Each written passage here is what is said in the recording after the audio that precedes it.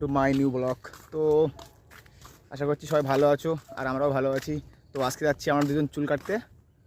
তো দেখতে হচ্ছে চুল অনেক বড় হয়ে গেছে, ছাতাটাও পড়ে যাচ্ছে। তো রৌদ্র দিয়েছে আর এদিকে রাস্তাটা দেখো, চারি সাইডে শুধু নিম গাছ, পুরো ভূতুরে জায়গা মতন। দেখো ভূত জায়গা, ওই দেখো ওই দিকে আছে ভূতের বাড়ি, ওই যে ভূতের বাড়ি, ওইটা হচ্ছে ভূতের বাড়ি। এদিকে ভোলা আছে, ভোলা ভাই আর আমি যাচ্ছি চুল কাটতে দুজন।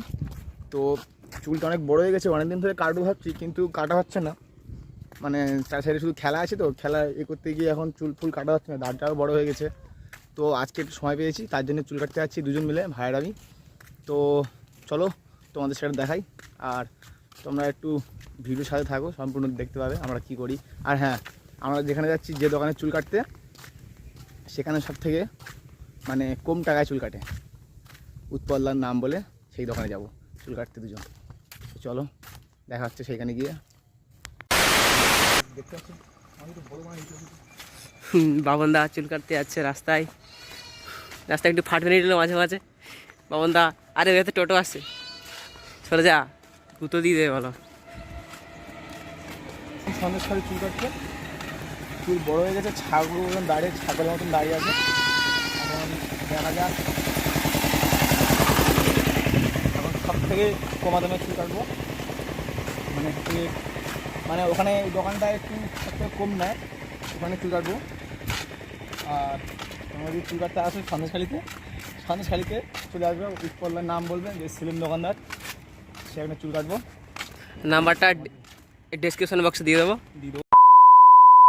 তো ফাইনালি চলে আসলাম দোকান করে, উৎপল্লার দোকানে। তো দেখতে পাচ্ছি সেই কত ভিড়, আর এদিকে প্রচণ্ড গরম পড়েছে, তার জন্যে অনেকটা রাস্তা হেঁটে আসলাম। এদিকে একটা দাদু ঢুকছে, দাদুটা হয়তো চুল কাটবে কি দাড়ি কাটবে, আর প্রচণ্ড গরম পড়েছে, রাস্তা হেঁটে আসছিলাম দুজন। তো ফাইনালি চলে আসলাম দোকানে। ওই সাইকেল নিয়ে আমাদের বগুলো মা চলে এসছে আমাদের নিতে। দেখি বগুলো মা, কই দুধ কোথায়? হ্যাঁ কই কাকে? তো ফাইনালি আমরা দোকান থেকে ঘুরে আসলাম। দোকানে কিন্তু প্রচুর একটা ভিড়, 3 দিনের পর লাইন আমাদের।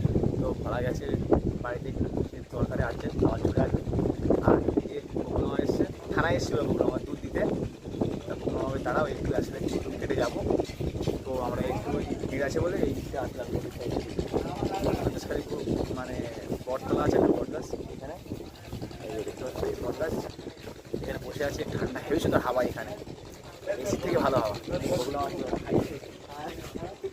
বকুল মামা খুব ভালো, আমাদেরকে খুব ভালোবাসে, খাওয়ারও খাওয়ায়, আজকেও খাওয়াবে, তাই তো?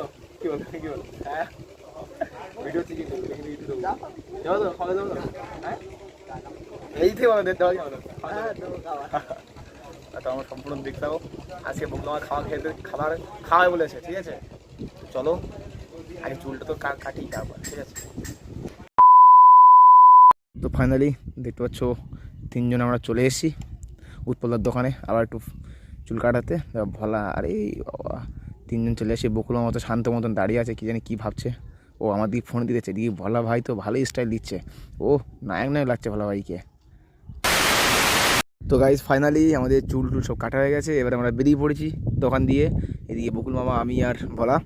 তো দেখতে পাচ্ছ কেমন লাগছে আমাকে, একটু ভুল কোনো লাগছে, কেমন লাগছে জানি, কিন্তু এদিকে ভোলাকে কিন্তু নায়ক লাগছে, ভোলা চুলটা কেটেছে ভালো, আর আমাকে তো একদম ভুল কোনো লাগছে। তো গাইস ফাইনালি দেখতে পাচ্ছ চুল কাটা হয়ে গেছে। তো কেমন লাগছে একটু বল সবাই কমেন্টে, আশা করছি ভালো লাগছে। আমাকে পুরো কার্টুন মতন দেখাচ্ছে, কার্টুন। বগুলো আমার পুরো হেসে ফেলেছে, দেখি একটু হাসিটা। ওইদিকে ভোলা ব্লগ বানাচ্ছে,